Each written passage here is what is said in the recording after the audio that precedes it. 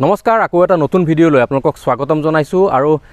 খুব ৰ'দ প্ৰখৰ গৰম চলি আছে আপোনালোকে গম পাইছে আৰু এনে গৰমত ৰ'বলৈ মন যায় গছৰ তলত গতিকে মই এই মুহূৰ্তত দেখিলো বহুত গছ আছে আৰু গছ দেখি কিছু সময় ৰৈ এই স্থানত মই সোমাইছো এটা বিশেষ স্থানত মই উপস্থিত আছো এখন নাৰ্সাৰীত উপস্থিত আছো আৰু নাৰ্সাৰীখন হৈছে কুহিপাত নাৰ্সাৰী কলিয়াবৰ নলতলিত আছে এই নাৰ্সাৰীখন আৰু সোমাই পেলাই দেখিলো যে এই নাৰ্সাৰীখনত সাধাৰণ যিসমূহ ফুল আছে বা অন্যান্য অলংকাৰিক উদ্ভিদ আছে তাৰ লগতে কিন্তু কেইবাবিধো আপুৰুগীয়া উদ্ভিদ ইয়াত সংৰক্ষণ কৰি থোৱা আছে আৰু সেইবাবেই মই ভাবিলো যে আজি এই ভিডিঅ'টোৰ জৰিয়তে আপোনালোকক কেইজোপামান বিশেষ আৰু আপুৰুগীয়া গছ চিনাকি কৰাই দিওঁ আপোনালোকক দেখুৱাও আৰু তাৰ জৰিয়তে সেই গছবিলাকৰ গুণাগুণ কি বা কেনেধৰণে উৎপাদন কৰিব পাৰি সেই বিষয়ে কিছু তথ্য আপোনালোকলৈ আগবঢ়াওঁ বুলি আজি এই ভিডিঅ'টো মই প্ৰস্তুত কৰিছোঁ গতিকে বলক নাৰ্সাৰীখনৰ ভিতৰলৈ আমি সোমাই যাওঁ আৰু কি আপুৰুগীয়া উদ্ভিদ আছে কি সাঁচতীয়া উদ্ভিদ ইয়াত সংৰক্ষণ হৈ আছে সেই তথ্যখিনি আপোনালোকক দেখুৱাই যাওঁ এইজোপা কেচিয়া অলংকাৰিক ন অলংকাৰিক বিধে বিধে চিনাকি অচিনাকি অৰ্কিডৰ উপৰি ভিন্ন তৰহৰ বহু আপুৰুগীয়া উদ্ভিদৰে ভৰি আছে বিজ্ঞান স্নাতক গৌতম বৰা নামৰ এইজন যুৱকৰ এইখন কুহিপাত নাৰ্সাৰীত কেইবাবিধো দেশী আৰু বিদেশী ফুল আৰু ফলৰ গছো সংৰক্ষিত হৈ আছে গৌতম বৰাৰ এইখন নাৰ্সাৰীত তাৰ লগতে আছে বহু সংখ্যক থলুৱা আৰু আপুৰুগীয়া উদ্ভিদো আহক তেনে কেইবিধমান বিশেষ গছৰ সৈতে আজি চিনাকি হওঁ প্ৰখৰ ৰ'দ আৰু গৰম আৰু সেই প্ৰখৰ ৰ'দ আৰু গৰমত গছে কি কাম কৰে আচলতে সেইটো গম পোৱা যায় তাৰ মাজতে মই এজোপা আপোনালোকক গছ দেখুৱাব বিচাৰিছোঁ বিশেষ গছ আৰু এইজোপা হৈছে কিন্তু এক প্ৰকাৰৰ বিদেশী গছ বিদেশী ফলৰ গছ মই ইয়াৰ আপোনাক ফলটো দেখুৱাইছোঁ প্ৰথমতে চাওক এইটো হৈছে ইয়াৰ ফল আৰু এইজোপা গছ ইয়াত আছে আৰু ফলৰ লগতে ইয়াৰ যিটো ফুল সেই ফুলটো আমি এই মুহূৰ্তত দেখুৱাইছোঁ এইটো হৈছে এনেধৰণে ফুল লাগিছে আৰু সেই ফুলৰ পৰাই ফল হয় গতিকে এই গছজোপাৰ বিষয়েও আমি জানিম আৰু এই ৰ'দৰ মাজত ভিডিঅ'টো যিহেতু মই প্ৰস্তুত কৰি আছোঁ গতিকে আপোনালোকে যদি চাই ভাল পাইছে তেনেহ'লে লাইক কৰিব আৰু কমেণ্ট কৰি জনাব কেনেকুৱা পাইছে চাই পেলাই আৰু যদি চেনেলটো নতুনকৈ চাই আছে তেনেহ'লে ছাবস্ক্ৰাইব কৰিবলৈ নাপাহৰিব আৰু গছজোপানো কি এজোপা কি গছ বিদেশী ফল বুলি মই কৈছোঁ জানো আহক এই গছজোপা মই ইতিমধ্যে কৈছোঁ যে এজোপা বিদেশী ফলৰ গছ গছজোপাৰ বিষয়ে সবিশেষ কওকচোন ইয়াক এনেই সচৰাচৰ চপেটা বুলি কোৱা হয় এনেই ইয়াৰ নাম হ'ল মানিকাৰা জাপোটা ইয়াৰ বৈজ্ঞানিক নামটো আৰু ইয়াৰ নিউট্ৰিশ্যন ফেক্টটো বহুত বেছি ইয়াতে আপোনাৰ কলেষ্ট্ৰল একেবাৰে সম্পূৰ্ণ জিৰ' আৰু ছডিয়ামটো পোৱা যাব পটেছিয়াম পোৱা যাব আৰু ফাইবাৰ পোৱা যাব প্ৰ'টিন পোৱা যাব ভিটামিন চি অপৰ্যাপ্ত পৰিমাণে আছে আইৰণ আছে আৰু কোবালমিন বুলি যিটো আপোনাৰ মৌল আছে আমাৰ দেহত লাগে সেইটো পোৱা যাব তাৰমানে একদম পুষ্টিকৰ ফল সম্পূৰ্ণ পুষ্টিকৰ ফল ইয়াক ডায়েবেটিছ ৰোগীও খাব পাৰে আৰু বৃক্ক ৰোগীৰ কাৰণে খুবেই মানে প্ৰয়োজনীয়তা আছে বেছি ওখ বা ডাঙৰ নহয় এইজোপা সম্পূৰ্ণ ওখ হয় চিৰসেউজ গছ কিন্তু এইজোপা হ'ল গ্ৰাফটেড হয় তাৰমানে আচ্ছা সেইকাৰণে অলপ সৰুতে ফলবিলাক লাগি আছে ফলটো আমি যিটো দেখি আছোঁ এই এনেকুৱা ফলটো এই ফলটো ইমানেই হ'ব নে ইয়াতকৈ ডাঙৰ হ'ব আপোনাৰ টেনিছ বল এটাৰ সমান হয় আৰু ই আঠাযুক্ত হয় ইয়াক আঠাযুক্ত হয় আৰু আঠাটো যোৱাৰ পিছতে আপোনাৰ ইয়াত পকিবলৈ গছতে আৰম্ভ কৰে বা কেতিয়াবা আপুনি ইয়াৰ পৰা ছিঙি পেলাই আপুনি চাউল বা তুঁহগুৰিৰ ভিতৰত ভৰাই থৈ দিলেই সম্পূৰ্ণভাৱে দুদিনত পকি যায় তাৰমানে ইয়াৰ বজাৰ মূল্য কেনেকুৱা বজাৰ মূল্য ভাল বজাৰ মূল্য আছে আমাৰ অসমীয়া ল'ৰাই যদি ইয়াৰ গছটো ৰোপণ কৰি পেলাই যদি গ্ৰাফটেডেই হওক বা পুলিৰ পৰা মানে গুটিৰ পৰা হোৱাই হওক আপোনাৰ ভাল বজাৰ মূল্য আছে ইয়াৰ উদ্যান প্ৰতি কেজিত 250 বা 300 টকা এনেকৈ বিক্ৰী হয় গতিকে এই আচলতে ফলবিধৰ খেতি কৰি নিবনুৱা যুৱক যুৱতী স্বাৱলম্বী হ'ব পাৰে হয়নে আৰু তাৰ লগতে নিজাববীয়াকৈ এটা পুষ্টিকৰ ফল কৰিব পাৰে তেনেকৈ খেতি কৰি নিজে খাব পাৰে আৰু খাবলৈও কৰিব পাৰে বা ব্যৱসায়িক ভিত্তিটো এই খেতিটো কৰিব পাৰে গতিকে এজোপা বিশেষ গছ মই এই মুহূৰ্তত আপোনালোকক দেখুৱালোঁ আৰু কি আছে মই আৰু চাবলৈ বিচাৰিম আৰু এজোপা বিশেষ উদ্ভিদ দেখুৱাইছোঁ আপোনালোকে চাওক এইটো গুৰি আৰু গুৰিৰ পৰা বৰ বেছি ওখ হোৱা নাই গছজোপা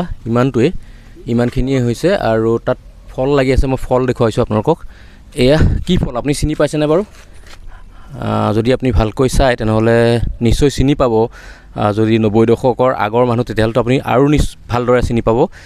এই ফলবিলাক আচলতে আগতে আমি বা যিসকল লোক আছিলে তেওঁলোকে বিচাৰি বিচাৰি খাইছিলে, কিন্তু আজিকালি সময়ত কিছু আপুৰুগীয়া হৈ পৰিছে এই ফলবিধ। এইটো হৈছে আচলতে এক প্ৰকাৰ অমৰা, কিন্তু অমৰা গছ ইমান চাপৰত এনেধৰণে লাগিছে সেইটো আপোনালোকক মই দেখুৱাইছোঁ। আৰু এই উদ্ভিদজোপা আচলতে কলাকৰ্ষণৰ জৰিয়তে প্ৰস্তুত কৰা হৈছে নে? কলাকৰ্ষণ এজোপা গ্ৰাফটেড হয় আৰু এয়া চাপৰতে লাগি আছে ফুল, আৰু একে গোটেই 365 দিনেই ইয়াতে ফুল আৰু ফল লাগি থাকে। এয়া সম্পূৰ্ণ পুৰঠ, এয়া যিখিনি লাগি আছে পুৰঠ, আৰু ইয়াতে আকৌ মানে ফ্ৰুইটিঙৰ কাৰণে ফ্লাৱাৰিং হৈ আছে। আগতেতো অমৰাটো য'তে ত'তে পোৱা গৈছিলে, নাই এইটো কমি গৈছে, কিন্তু এইটো অমৰা মিঠা অমৰা। আৰু এই অমৰাটোৰ বিশেষত্ব হ'ল কি, ইয়াক তাৰমানে কাটি আপুনি যিকোনো মুহূৰ্ততে মানে খাব পাৰে তাৰমানে। আৰু সিটো অমৰা সম্পূৰ্ণ ঔষধিযুক্ত, আৰু এই অমৰাটো মানে কি যেনেকৈ আমি ধৰক মিঠা ফল এটা খাওঁ তেনেকুৱা। আৰু বিশেষ গছ দেখুৱাবলৈ আমি আগবাঢ়ি গৈ আছোঁ। এজোপা বিশেষ উদ্ভিদ, যিজোপা উদ্ভিদ অসমীয়া লোকাচাৰ লোককৃষ্টিৰ লগতো জড়িত বুলি ক'ব পাৰি, আৰু এক ঔষধি উদ্ভিদ এবিধ। এইজোপা হৈছে হাড়জোৰোৱা লতা, আৰু এই হাড়জোৰোৱা লতাডাল কি কামত কেনেকৈ ব্যৱহাৰ কৰা হয় আপোনাৰ পৰা জানিব বিচাৰিছোঁ, কওকচোন। প্ৰাচীন কালৰে পৰা অসম উত্তৰ পূৰ্বাঞ্চলৰ যিবিলাক গছ লতিকা আছে সেইবিলাকৰ প্ৰয়োজনীয়তা আছে। বৰ্তমান সময়ত প্ৰয়োজনীয়তা নাথাকিলেও বৰ্তমান আয়ুৰ্বেদ শাস্ত্ৰৰ বৈজ্ঞানিক পদ্ধতিৰে এই হাড়জোৰোৱা লতাৰ উপযোগিতা বহুত। যেনেকৈ আপোনাৰ যদি হাড় ভাগে বা মুচুকা খায়, ইয়াৰ এই অংশটো যে আছে, এই অংশটো আপুনি কাটি অলপমান থেতেলিয়াই যিকণ অংশত আপোনাৰ আক্ৰান্ত হয় সেই আক্ৰান্ত অংশত আপোনাৰ থিন কাপোৰ এখনেৰে মেৰিয়াই পেলাই বান্ধি থৈ দিলে আপোনাৰ হাড় পৰ্যন্ত বা মাংসপেশী পৰ্যন্ত জোৰা লাগিব। সম্পূৰ্ণ ভাল হয় বুলি সম্পূৰ্ণ ভাল হয়। আয়ুৰ্বেদ শাস্ত্ৰত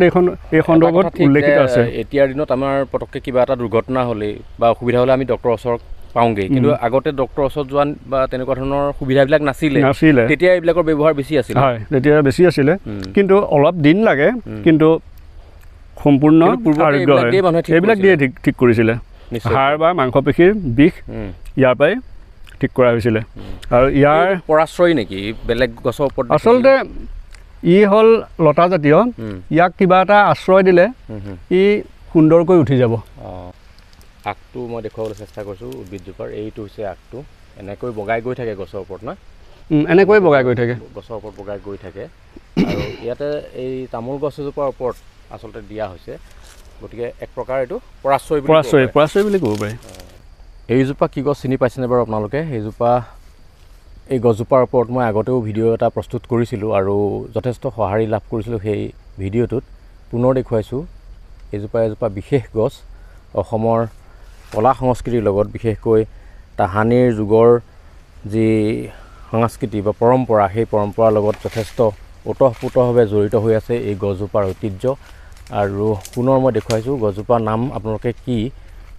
যিসকলে জানে কমেণ্ট কৰি জনাওক। আৰু নজনাসকলৰ বাবে মই আই বুটনত আগত মই যিটো ভিডিঅ' প্ৰস্তুত কৰিছিলোঁ সেই ভিডিঅ'টোৰ লিংক দিছোঁ, আপোনালোকে সেই ভিডিঅ'টো গৈ পেলাই চাব পাৰে, আৰু তাতে সবিশেষ এই গছজোপাৰ বিষয়ে দি থোৱা আছে।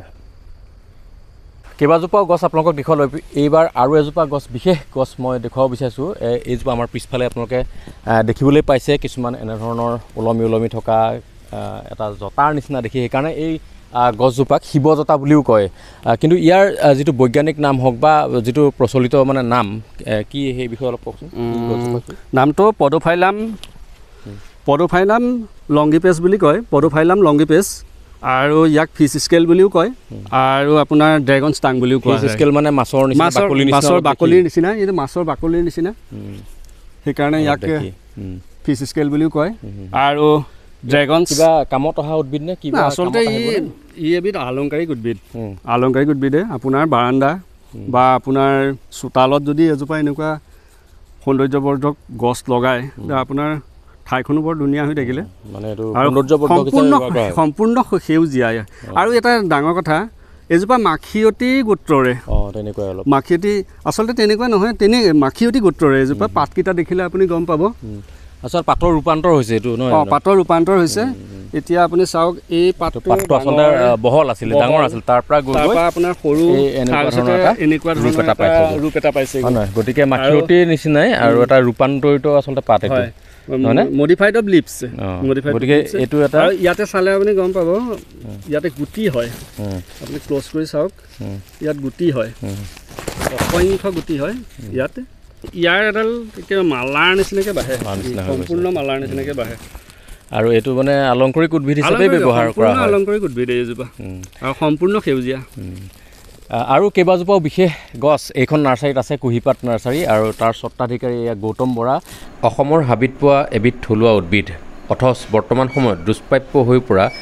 এবিধ ফলৰ গছ এই মুহূৰ্তত আপোনালোকক দেখুৱাইছোঁ ভালকৈ চাওকচোন কি ফলৰ গছ আপুনি ধৰিব পাৰিছেনে বাৰু কাঁইটেৰে ভৰা এই গছজোপাই হৈছে পনিয়লৰ গছ পনিয়ল আপোনালোকে নিশ্চয় খাই পাইছে কিন্তু বৰ্তমান সময়ত তেনেই দুষ্প্ৰাপ্য হৈ পৰা এবিধ ফলৰ গছ হৈছে এই পনিয়ল গছজোপা কেৱল পনিয়লেই নহয় গৌতম বৰাৰ কুঁহিপাত নাৰ্চাৰীত আছে আৰু বহু দেশী বিদেশী ফলৰ গছ বহু আপুৰুগীয়া উদ্ভিদ আৰু বহু চিনাকি অচিনাকি ফুলকে ধৰি আলংকাৰিক উদ্ভিদো আজিলৈ ভিডিঅ'টো ইমানতে সামৰিছোঁ ভিডিঅ'টো চাই কেনে পালে জনাবলৈ নাপাহৰিব আৰু যদি ভাল পাইছে তেনেহ'লে নিশ্চয় লাইক কমেণ্ট আৰু শ্বেয়াৰ কৰি জনাব আৰু যদিহে চেনেলটো এতিয়াও ছাবস্ক্ৰাইব কৰা নাই অনুগ্ৰহ কৰি ছাবস্ক্ৰাইব কৰি দিব